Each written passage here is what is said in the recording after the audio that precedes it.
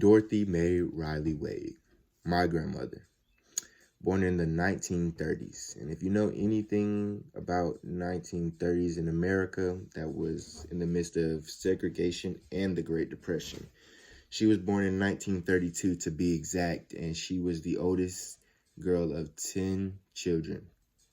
And during the Great Depression, her parents had to work a bunch in order to keep their heads above water, keep foods in the mouths of the children, and roof over their head.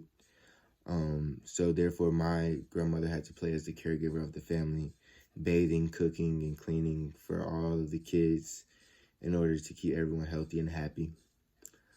This is probably what led her to be a nurse in the future. My grandmother had 4 children, Diane, Bill, Shirley, and my mother, Melissa. After her 3rd child, my grandmother decided to go to nursing school in order to get her nursing degree to bring in more income for the family, just so they could live a better and more comfortable life. While she was in nursing school, she had no mode of transportation at all. So every single day she would walk to school in order to get her education. And this shows just how hardworking she was and how dedicated she was to wanting and inspiring for a better life for her children and herself. My mother came 12 years after, so they called her the accident child.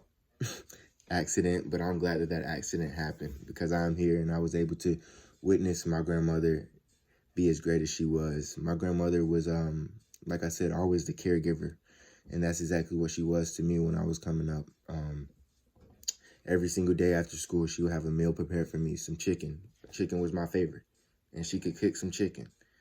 And that German chocolate cake would be waiting for me every day after school. And I would love it, and I would love it. She would always be able to take care of me, do things that other people wouldn't normally do, cook for you every day, clean for you, clean for you, She was just that plain old caregiver, like I'm saying. I remember one time I got a bone stuck in my throat eating a sardine out of a can. I opened the can, took too big of a bite of a sardine, didn't chew it enough, not knowing that bones were in it. My grandmother took a light and a tweezers to my throat and got the bone out with no problem. And, I just think that describes her in a nutshell as being a caregiver and being able to provide for people when we're not able to provide for ourselves. She had a husband of my grandfather whom I never met, but who was a great man and took great pride in having morals and putting family first. So I take great pride in being the grandson of both of them, more specifically Dorothy.